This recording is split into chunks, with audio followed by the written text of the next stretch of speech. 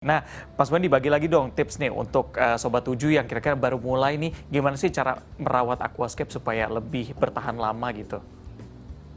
Yang pasti harus cari tahu dulu uh, yang kalian mau tanam itu apa, karena setiap tanaman itu memiliki karakter yang berbeda dan memiliki kebutuhan yang berbeda. Lalu juga kadang orang suka terkendala sama budget gitu.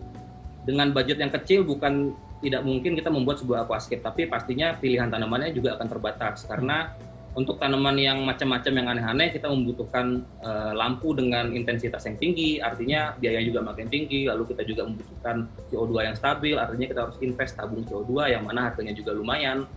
Lalu juga kita harus tahu parameter airnya itu cocok apa enggak. Jadi intinya untuk memulai sebuah aquascape, mulailah dengan pilihan tanaman yang gampang ditumbuhkan dulu, misalnya kayak moss ataupun lumut-lumutan tadi, ataupun fern ya, jenis paku-pakuan, jenis anubias, jenis bucepalandra, itu tanaman-tanaman yang sangat mudah dirawat.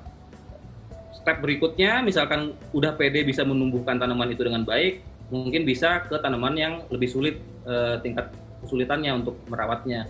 Tapi kita juga harus perhatikan dengan tanaman yang lebih sulit, tanaman yang butuh requirement lebih tinggi, artinya kita juga harus mau invest, lampunya harus lebih bagus, lalu CO2 kita juga harus investasi, harus kita beli ya, lalu juga pupuk juga harus disediakan, dan segala macam yang pasti ilmunya juga harus kita pelajari gitu Mas.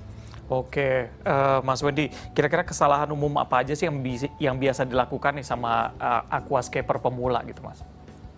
Kesalahan umumnya ya biasanya sih Mas, paling banyak itu bukan hanya pemain baru ya, tapi juga penghobi lama adalah karena malesnya itu tadi Mas.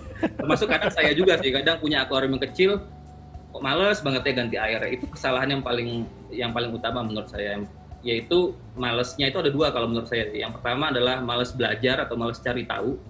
Yang kedua adalah males maintenance tadi atau males ngerawat.